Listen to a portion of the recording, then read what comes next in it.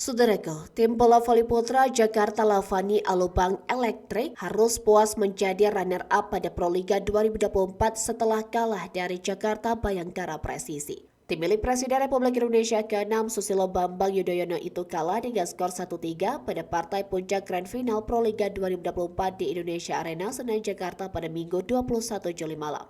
Melalui kekalahan ini, Lavani yang menjalani debut Proliga pada 2022 gagal mencetak hat-trick gelar Proliga dan gagal menorehkan sejarah sebagai tim voli putra pertama yang membukukan 3 kemenangan beruntun.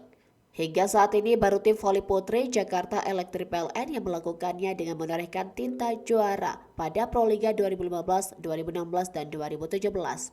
Lavani yang terhitung tim baru langsung mengaduk peta persaingan tim putra dan menjadi juara pada 2022. Kemenangan beruntun kedua kalinya mereka raih pada 2023 dengan lawan yang sama yakni Bayangkara. Namun pada 2022, Bayangkara Presisi masih bernama Surabaya Bayangkara Samator. Turnamen bola voli nasional antar klub Proliga 2024 semalam berakhir. Sebagai puncak kegiatan dilaksanakan grand final antara Bayangkara Presisi dengan Lavani Alubang Electric. Tulis SBY dalam akun X pribadinya.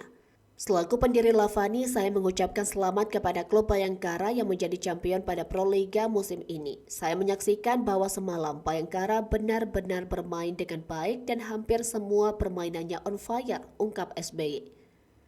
SBY berharap hasil tersebut membuat Lavani tidak terlalu berkecil hati dan bersedih. Saya tahu Lavani telah berjuang sekuat tenaga dan ingin pula bermain yang terbaik. Ingat yang sering saya katakan, sometimes we win, sometimes we learn, ucap SBY. Sebagai juara Proliga 2024, Bayangkara Presisi menerima hadiah uang pembinaan sebesar 350 juta rupiah, sedangkan Lavani mendapatkan 150 juta rupiah.